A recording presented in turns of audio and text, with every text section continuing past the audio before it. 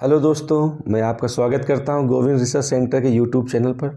दोस्तों, आज हम चर्चा करेंगे रसिया यूक्रेन विवाद के कुछ मुख्य बिंदुओं पर।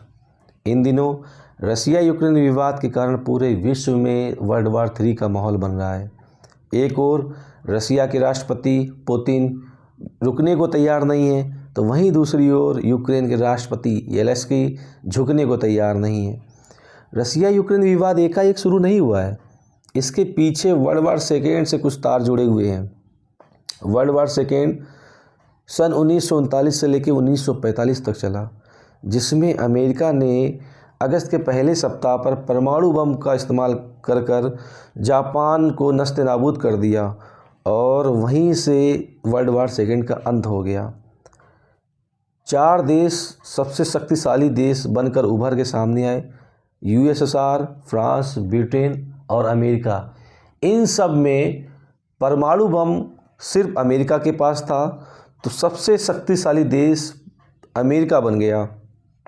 उधर यूएसएसआर अपनी साम्यवादी विचारधारा के कारण ब्रिटेन, फ्रांस और अमेरिका से अलग हो गया, क्योंकि ब्रिटेन, फ्रांस, अमेरिका पूंजीवादी विचारधारा के थे। अपनी अपनी अलग अलग विचारधारा के कारण यूएसए और यूएसएसआर के बीच टकराव बढ़ गया।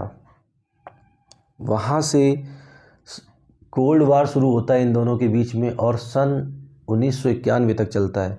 सन 1991 में यूएसएसआर के 15 टुकड़े हो गए। 15 देश यूएसएसआर से अलग हो गए, जिसमें लीबिया, लिथुआनिया, बेलारूस, यूक्रेन आदि देश थे। उधर अमेरिका ने सन 1949 में नाटो का गठबंधन कर लिया था, जिसका मुख्यालय बेल्जियम में था। NATO non Atlantic treaty organisation है, जिसमें सन 1949 में 12 देशों ने सदस्यता ली थी। यह क्या है, इसमें जो भी देश सदस्यता लेता है वो सब एक साथ मिलकर, अगर उनके किसी देश पर भी हमला होता है तो वो सब एक साथ मिलकर अपने दुश्मन के खिलाफ लड़ते हैं। नाटो 2020 में 12 देशों से बढ़कर 30 देशों तक बढ़ गया और धीरे धीरे यूरोपियन कंट्री में भी बढ़ गया। 30वां देश नॉर्थ मैसिडोनिया था।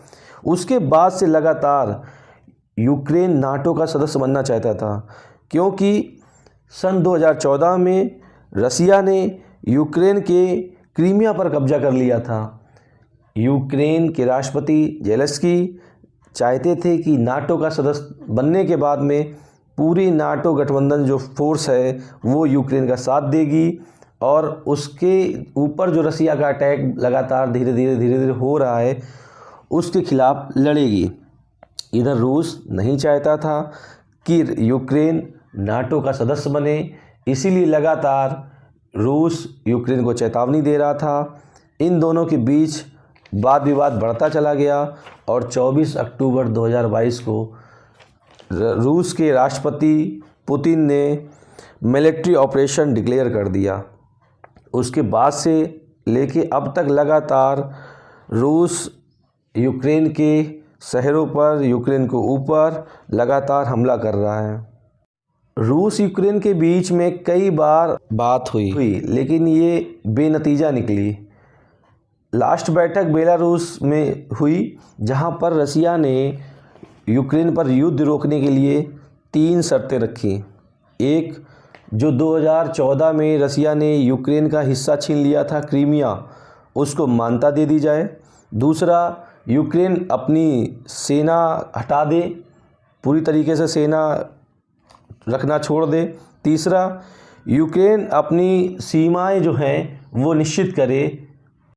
इन तीनों ही शर्तों को यूक्रेन ने मना कर दिया है, जिसके कारण लगातार युद्ध अभी चल रहा है। यूक्रेन को युद्ध में झोंकने वाला अमेरिका चुपचाप बैठा हुआ है।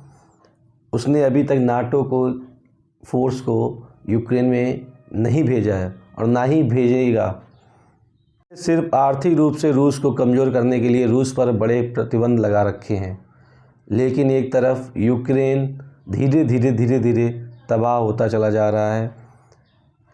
काश जेलेंस्की पुतिन की बात मान लिए होते नाटो में ज्वाइन करने की शर्त ना रख रहे होते तो यह युद्ध ना होता। दोस्तों, अगर वीडियो अच्छा लगा हो so please like, share and comment. Thank you.